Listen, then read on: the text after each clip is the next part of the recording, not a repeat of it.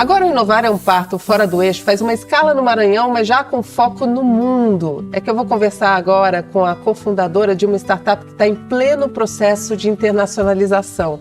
É aquela história de resolver uma dor local, mas já com foco, com alcance global, né, Adani? É a Adani Robson, que é COO da QTM Health Tech, uma startup que causa impacto nos setores de saúde, bem-estar e educação. Obrigada por atender a gente, Adani. Eu que fico agradecida, Patrícia, que QTM sempre está atenta a esses convites muito valiosos, em busca de colaborar com o nosso ecossistema. Pois é, e é isso que a gente está muito curiosa de tentar entender como é que se dá esse empreendedorismo com base em tecnologia e inovação fora do eixo Rio e São Paulo, né? Então, como é que as coisas acontecem aí no Maranhão antes da gente falar da QTM especificamente? Olha, o Maranhão está passando por um boom de inovação que tem nos deixado muito felizes, sabe? Tem impactado a nossa região Nordeste de forma muito positiva e apesar das dificuldades ao longo da jornada do empreendedorismo surgirem como qualquer outra jornada, eu sinto que a gente tem um bom suporte governamental e de um ecossistema bem estruturado, que é algo muito importante para o desenvolvimento das nossas ações.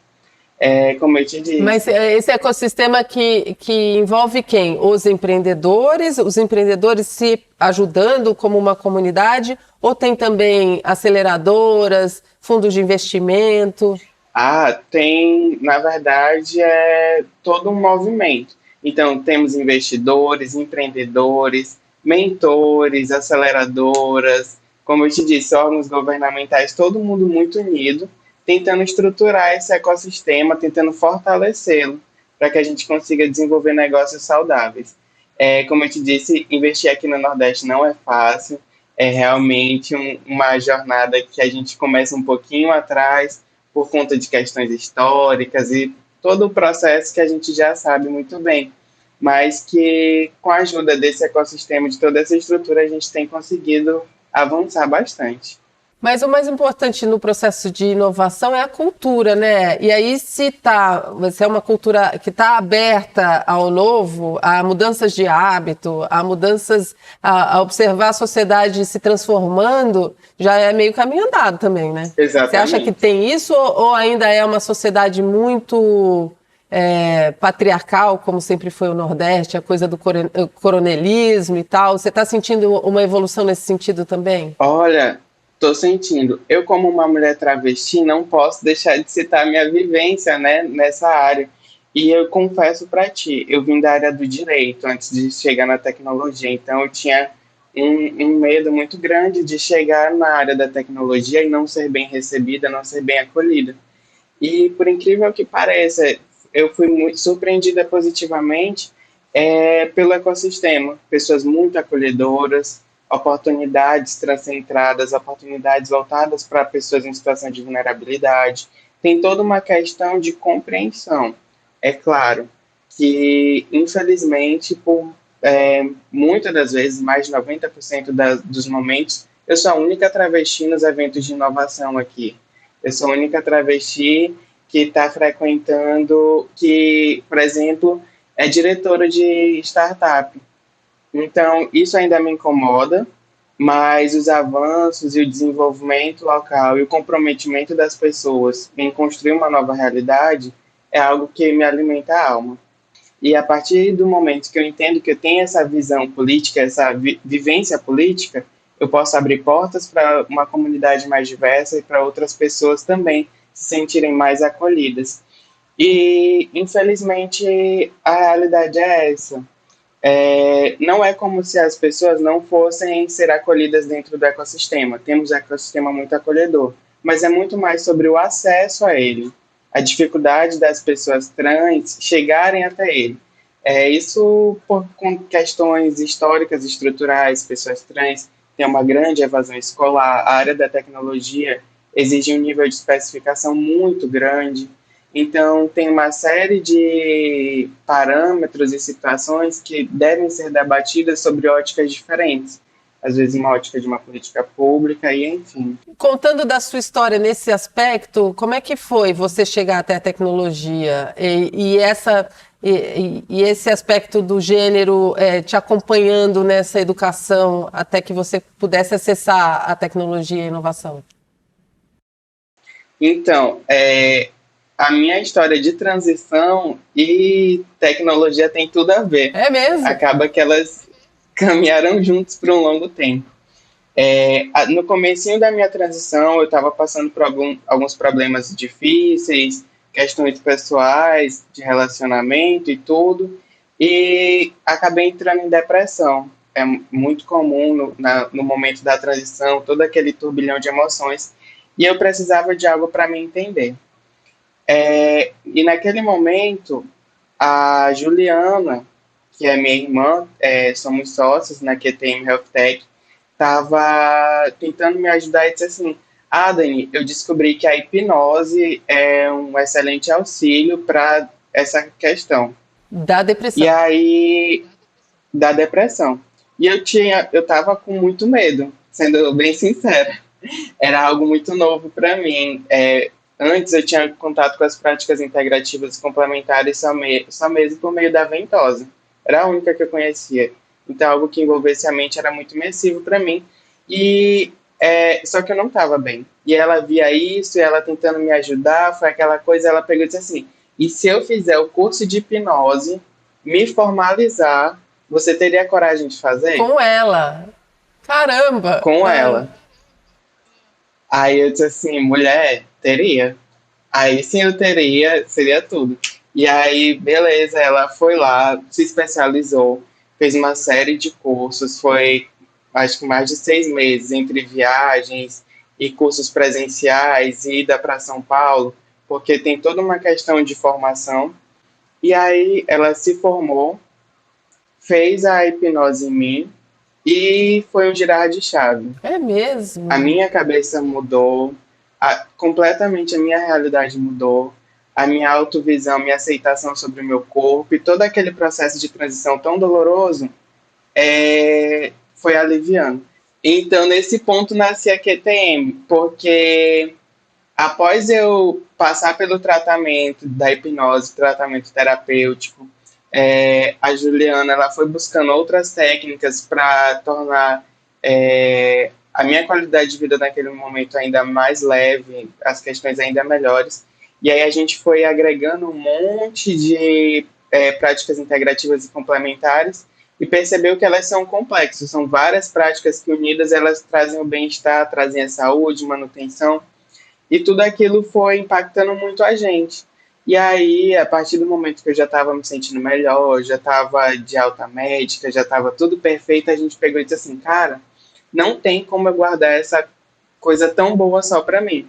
Eu preciso que pessoas em situação de transição tenham acesso a isso, que mulheres, que mães, pessoas que estão vivendo estresse num momento tão intenso tenham acesso a isso. Eu tô achando super interessante a sua história, porque se a gente parar para pensar, você foi quem validou o MVP da sua startup, né? Quer dizer, você foi a primeira paciente da startup que você acabou fundando, você testou, validou o mercado. E aí, a sua irmã é sua sócia, que foi quem foi buscar conhecimento para montar aí os produtos e os serviços que vocês oferecem. Sensacional, tô achando. E nesse momento, a questão das terapias, elas já faziam parte da nossa vivência individual. Sim. Era mais práticas de autoconhecimento, como mindfulness, aquelas meditações em ambientes abertos, yoga e tudo. Só que eu não tinha tido contato com algo tão imersivo quanto a hipnose. E aí, a ideia era que a gente pudesse levar esse conceito todo para Dubai. Depois que eu passei pelo tratamento, que eu já estava melhor, a gente começou a maturar isso e tornar esse conceito mais robusto, porque a gente viu como uma função social, muito mais do que uma saída de negócio. Ao mesmo tempo, a Juliana estava estudando muito sobre o mercado de tecnologia, descobriu que naquele ano Dubai tinha sido a localidade que mais tinha feito investimentos em health techs e que era o local que estava mais aberto à inovação, mesmo por questões culturais tão diferentes, né, que a gente imagina assim, Oriente Médio e tudo, Mas, assim, Dubai é uma cidade, é um local cosmopolita, então ele é muito aberto a inovações, é muito aberto à cultura. E foi o ponto em que ela, como é nossa CEO, ela puxou o barco e teve a visão de negócio de que se a gente crescesse para Dubai, seria uma outra coisa. Então, vocês já nasceram Então, pensando no mercado externo mesmo, pensando que era uma solução que podia funcionar em outros lugares também. exatamente. Já nascemos com a ideia de levar nossa solução daqui para outros lugares. E tudo. E vocês estão nesse processo de internacionalização, além de Dubai, vocês estão mirando Chile, Peru, não é isso? Isso. Como a gente já nasceu internacionalizado, antes a gente nem falava muito. Mas aí a gente entrou no edital da usina de startups, que é uma gigante aqui, ela já está muito bem estruturada na Europa e está fazendo esse processo de vir para o Brasil e essa troca de empresas. É uma empresa, a usina é uma empresa muito interessante, né? Porque é norueguesa, não é? Uhum. E aí ela faz esse processo de internacionalização de empresas. Isso, a usina de startup ela é liderada pelo Léo, é um brasileiro, e ela começou lá na Noruega e trouxe, se eu não me engano, logo de cara 40 startups ou foi 60 para o Brasil. Então eles têm essa força de movimento muito grande. O interessante dessa história toda é que está tudo conectado, né? Então toda a sua questão pessoal ligada à transição, que aconteceu quanto tempo atrás? Olha, a transição É um processo, ela né? te acompanha, né? É um processo. Ela só começa, porque sempre você está em processo de transformação e mudança, mas digamos que começou lá em 2019 também. Ah, é bem recente, junto com a QTM praticamente. Sim, Mas era uma sim, questão que já te acompanhava desde sempre? sim, sim. Ontem eu estava conversando com minha irmã e os amigos e eu disse assim, gente, não tem como, a gente já nasce trans. Eu já era uma criança bem diferente, eu já me entendia, eu já me via de forma diferente. Quando eu olhava no espelho, eu me entendia como uma pessoa trans porque eu não conseguia enxergar um menino, eu enxergava uma menina. E a luta por entender isso é o que dificultava a minha vivência e foi aí que as práticas integrativas tornaram tudo mais leve. A gente não precisa estar lutando por afirmação, não precisa estar lutando para se tornar. A gente já é. E aí a gente só precisa se compreender.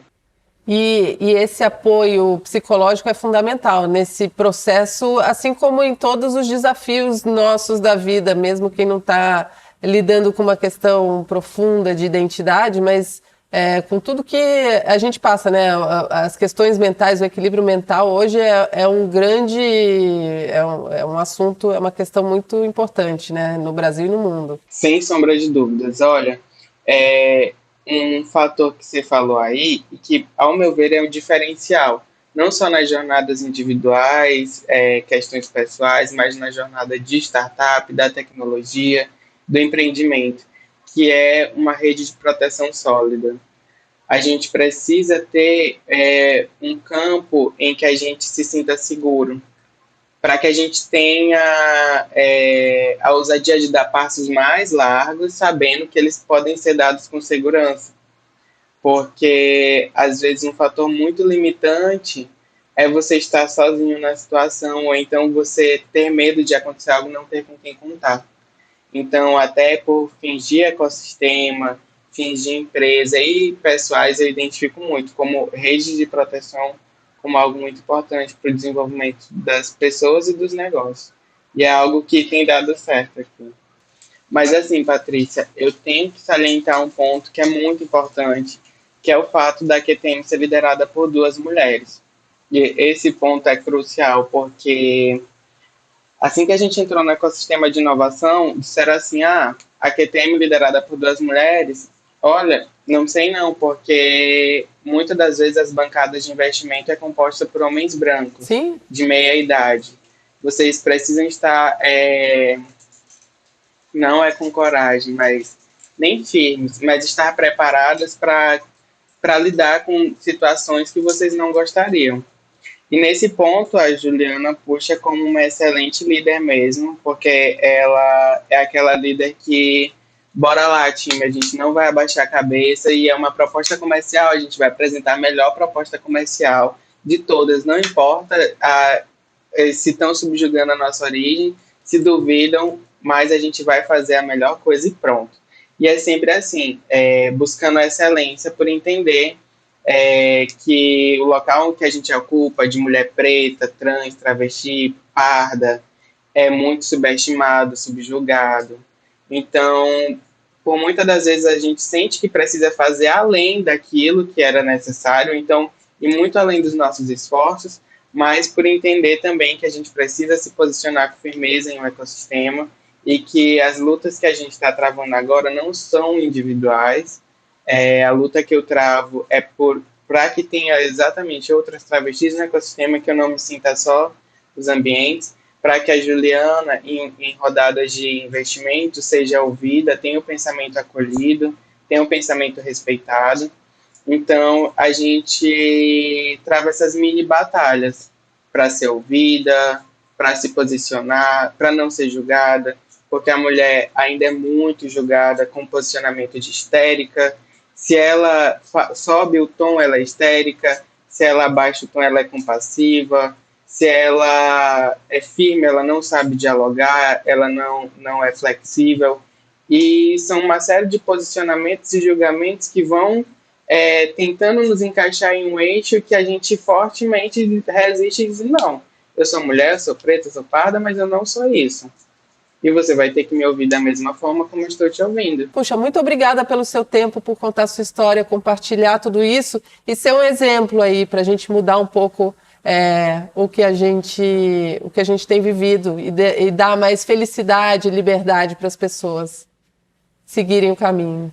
Eu fico tão feliz, Patrícia. Nossa, eu fico honrada, hiperestimulada, assim, vontade de vamos, gente, vamos juntas. Não, gente, eu tenho certeza que a sua história vai inspirar um monte de gente a procurar Dubai, a procurar o pessoal lá da usina de startups para tentar internacionalizar, para pensar como é que pode fazer diferente, para enfrentar preconceitos, para mudar e ser mais feliz. É ou não é, Dani? A vida é disso, é feita disso. Exatamente. Então, eu fico muito feliz. Tomara mesmo que venha muita gente engajada, encorajada. A usina, inclusive, estava com o edital aberto. Então, temos um ecossistema receptivo. A gente precisa fazer alguns ajustes, algumas mudanças. Mas se todo mundo estiver comprometido, se todo mundo estiver participando, colaborando, a gente vai muito longe.